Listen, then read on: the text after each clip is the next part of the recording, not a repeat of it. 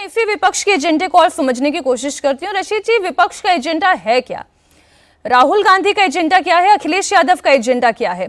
वो जेनजी को टारगेट तो कर रहे हैं, लेकिन क्या ये जो थिएट्रिक्स हो रही है उससे वो जेनजी टारगेट हो भी रहा है? जी मीनाक्षी, देखिए आपने जो प्रश्न किया कि क्या कांग्रेस और विपक्ष क्या कर रहा है, कांग्रेस और विपक्ष वही कर रहा है जो भारतीय जनता पार्टी और भारतीय जनसंघ ने पहले किया था।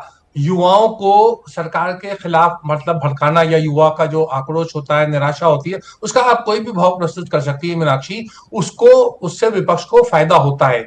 हम स्मरण करें 1975 में क्या हुआ, जब जयप्रकाश नारायण ने टोटल रेवोल्यूशन की बात करी थी। उन्होंने पुलिस और फौज से कहा था कि वो सरकार के आदेश न माने, और इस चीज को जो था उस समय भारतीय जनसंघ जो थी उसने पूरा पुरजोर समर्थन दिया था उस एक तरीके का अनार्की को। और उसकी इंदिरा गांधी की बहुत सारी कमियां थी, इमरजेंसी और तमाम एक लंबा चौड़ा अध्याय है।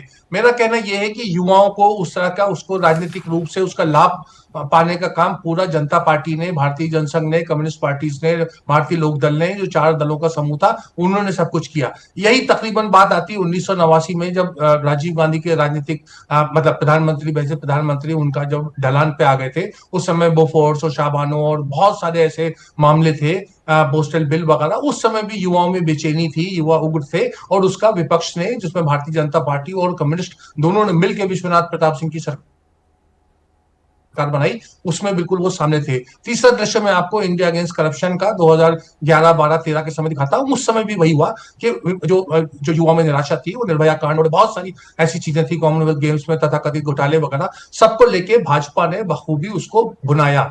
इससे कोई ये कहना कि स्वतंत्रता संग्राम की बातें और वो आजादी के समय क्या हुआ, देश का पार्टीशन क्या हुआ, वो उससे कोई ना कोई लिंक है, वो बहुत ही दुर्भाग्यपूर्ण बात है। यहाँ तो एक राजनीतिक चेतना की बात है। अगर राजनीतिक चेतना में युवा सामने आते हैं, जो भाजपा ने उसका फायदा उठाया और राज्यों में अभी भी उठा रही है जहां कांग्रेस के शासन होता है और सत्ता पर, लेकिन रशीद जी, आपने अभी तीन विषय दिए। आपने कहा कि जब जेपी का आंदोलन हुआ उस वक्त इमरजेंसी एक बड़ा विषय था, उसके बाद के जिस आंदोलन की आपने बात कही, करप्शन एक इशू हो गया था। जी, तथ्य साफ होने चाहिए। उन्होंने टोटल रेवोल्यूशन की कॉल दी थी या नहीं दी थी? उन्होंने पुलिस और फौज को सरकार का कामकाज मानने से इनकार करने को कहा था कि नहीं कहा था? ये तमाम तथ्यात्मक बातें हैं, इसमें कोई दो राय नहीं होनी चाहिए। मैं कोई तथ्यात्मक बातों को मैं अलग भी नहीं कर रही हूं, लेकिन आपने जब 3 कॉज गिनाए, मैं उन 3 कॉज पर इसलिए आपसे बात करना चाह रही हूं। आपने कहा कि जब इंदिरा गांधी का समय था तब इमरजेंसी एक बड़ा कॉज हो गया था, उसके बाद फिर करप्शन के इश्यूज आ गए। अभी अब बोफोर्स का नाम आपने लिया, उसके बाद इंडिया अगेंस्ट करप्शन भी जब खड़ा हुआ तब भी एक माहौल ऐसा तैयार हो गया, वो एक आंदोलन की शक्ल ले चुका था। लेकिन आज जो राहुल गांधी कर रहे हैं या जो विपक्ष के लीडर्स कर रहे हैं, उनके पास हाथ में वो कौन सा मुद्दा है? आप इटली की प्रधानमंत्री का एक मंच पर खड़े होकर, जिसका नाम रचनात्मक कांग्रेस है, उसमें मजाक उड़ा रहे हैं। कॉज क्या है और तरीका क्या है? मैं इस तरीके पर आना चाह रही हूं। जी जी जी, ये आपने बिल्कुल सही कहा। देखिए, उतनी हम जितना उसकी आलोचना करें उतना कम है। वो बहुत ही निंदनीय कृत्य था। उनको राहुल गांधी को उस समय, और मुझे तो लगता है कि उनको दीक्षित जी के ऊपर कार्रवाई भी होनी चाहिए इस चीज को लेकर के। तो ये तमाम चीजें, लेकिन कौन सा मुद्दा कितना सही है, क्या गलत है, क्या, देखिए मैंने और शेखर अय्यर यहाँ मौजूद है, उन्होंने भी सुना है, गली गली में शोर है, राजीव गांधी चोर है। ये पूरा का पूरा नारा चल रहा था। सर, चौकीदार चोर है का तो नारा राहुल गांधी ने भी दिया, लेकिन क्या वो चौकीदार चोर है का नैरेटिव? मैं आपकी बात मान रही हूँ सर, मैं आपकी बात मान रही हूँ। गली गली में शोर है, राजीव गांधी चोर है। ऑल इंडिया रेडियो पर जब ये बात कह दी गई, जब टीवी पर ये बात कह दी गई, प्रसारण हो गया, उसको एडिट करने का भी समय नहीं मिला। ये हिस्ट्री हम जानते हैं। लेकिन आज की तारीख में जब राहुल गांधी चौकीदार चोर है कहते हैं, तो ये उन्हीं बैकफायर कर जाता है। रोहन गुप्ता जी इस पर रिस्पॉन्ड करना चाह रहे हैं। रोहन जी, देखिए, राशिद भाई जनरली बात करते हैं कांग्रेस की फेवर में। उन्होंने कहा कि मैंने उसका खेद किया, उन्होंने कहा कि संदीप दीक्षित पे कार्रवाई होनी चाहिए, तो राहुल गांधी के खिलाफ क्यों नहीं? उन्होंने नहीं कहा क्या? मेलोनी के बारे में जब कहा, उन्होंने रिएक्शन नहीं किया। कभी देखा है क्या नेता प्रतिपक्षी संवैधानिक पद है मीनाक्षी जी, एक संवैधानिक पद पे पैदा हुआ व्यक्ति, देश के प्रधानमंत्री, जो दूसरा संवैधानिक पद है, उसका अपमान कर रहे हैं, मजाक कर रहे हैं। ठीक है, आपके राजनीतिक बिंदु हो सकते हैं, आप विरोध कर सकते हैं, आपके पास मुद्दे 10 हो सकते हैं, आप करिए, पर इस प्रकार की ओछी राजनीति कभी भी देखा? इतना स्तरहीनता गिनना, वो भी नेता प्रतिपक्ष के मुंह से प्रधानमंत्री के बारे में एक दूसरे राष्ट्राध्यक्ष के मजाक उड़ाना। क्या आपको नहीं लगता है कि देश के बाहर देश की छवि खराब हो रही है? देश के बाहर तो विपक्ष भी देश का भाग है ना।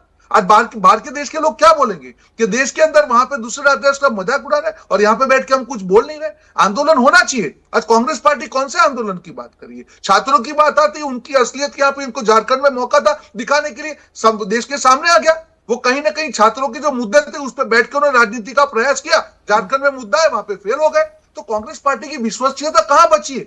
और मीनाक्षी जी, मुझे लगता है कि जब पार्टी का मुद्दाहीनता हो जाना तय होता है तब तरहीनता का उनको आश्रय लेना पड़ता है। ऐसा नहीं क्या कांग्रेस पार्टी के नेताओं को मालूम नहीं है, पर कहां से मरता क्या ना करता, कहीं ना कहीं तो मीडिया का अटेंशन बटोरना है। नहीं, लेकिन रोहन गुप्ता जी, इसमें आपके कमीज पर भी दाग है। मैं आ रही हूँ बाकी मेहमानों के पास भी। आपकी कमीज पर भी दाग ऐसे हैं, निशिकांत दुबे जी जब पोस्ट लिखते हैं और जिस तरीके की भाषा का वो इस्तेमाल करते हैं, इंदिरा गांधी भी हमारे देश की पूर्व प्रधानमंत्री रही, फिदेल कास्त्रो के साथ अगर वो मुलाकात कर रही हैं, that was a diplomatic hug. Meenakshi, again मैं आपको कह रहा हूं, कभी भी देखिए, मैं दो व्यक्ति की बात कर रहा हूं। दो संवैधानिक पद के सबसे बड़े व्यक्ति कौन है? सत्ता पक्ष की तरफ से प्रधानमंत्री है, विपक्ष की तरफ से एलओपी है। इनके मुंह से आना, मैं तो इन चीजों पे हमेशा मैं नहीं मानता हूं कि कभी भी व्यक्तिगत टिप्पणी किसी लेके भी होना चाहिए, पर इन दो के मुंह से निकलना बहुत बड़ा मायना रखता है। एक व्यक्तिगत नेता बोलता है, कोई रैली में बोल देना, किसी एमपी का बोल देना, फिर भी हम उसको जस्टिफाई नहीं कर रहे हैं, पर एक सर्वोच्च पद पे बैठे हुए व्यक्ति का दूसरे सर्वोच्च पद पे बैठे व्यक्ति पे डायरेक्ट अटैक करना, मजाक उड़ाना, मुझे नहीं लगता ये स्तरहीनता होनी चाहिए। बिल्कुल ठीक है। घनश्याम जी, एक बात बताएं, राहुल गांधी की जो पोजीशन है, जिसे हम लीडर ऑफ ऑपोजिशन कहते हैं, वो एक शैडो प्राइम मिनिस्टर होता है। वो एक शैडो प्राइम मिनिस्टर होता है। वो उसके पास वो नीतियां होती हैं, वो तर्क होते हैं, देश को आगे ले जाने का, भविष्य देने का, दिशा देने का एक खाका होता है। राहुल गांधी का वो खाका कहां गया? मीनाक्षी जी, आप देखिए, आप कह रहे हैं शैडो प्राइम मिनिस्टर, यानी वो जिनकी परछाई है, जरा उनको देख लेते हैं किसकी परछाई है। यही 2024 में विपक्ष के अभियान को मुजरा कहने वाले व्यक्ति की परछाई है। उसी संसद में स्वर्गीय मनमोहन सिंह जी को ये कहना कि आप रेनकोट पहनकर नहाते हैं, उनकी परछाई है। बीके हरिप्रसाद को कहना कि आप बिके हुए हैं, उनकी परछाई है। सोनिया गांधी जी को तरह तरह की भद्दी बातें कहना, उनकी परछाई है। सुनंदा पुष्कर जी को तरह तरह की भद्दी बातें कहना, उनकी परछाई है। और निशिकांत दुबे कोई साधारण व्यक्ति नहीं है, कोई ऐसे किसी और पार्टी के स्पोक्सपर्सन नहीं है। वो नरेंद्र मोदी और अमित शाह जी के व्यक्तिगत स्पोक्सपर्सन है। संसद में जब भी भारतीय जनता पार्टी पर करारा हमला होता है, पहला बयान और संसद की पहली बहस निशिकांत दुबे करते हैं। तो निशिकांत दुबे हो गए या रमेश बिदुड़ी हो गए, ये ओरिजिनल भारतीय जनता पार्टी है। ये उस संस्कार को दिखाती है जो प्रधानमंत्री कैरी करते हैं, उस संस्कार को दिखाती है जो जनरल शाह कैरी करते हैं।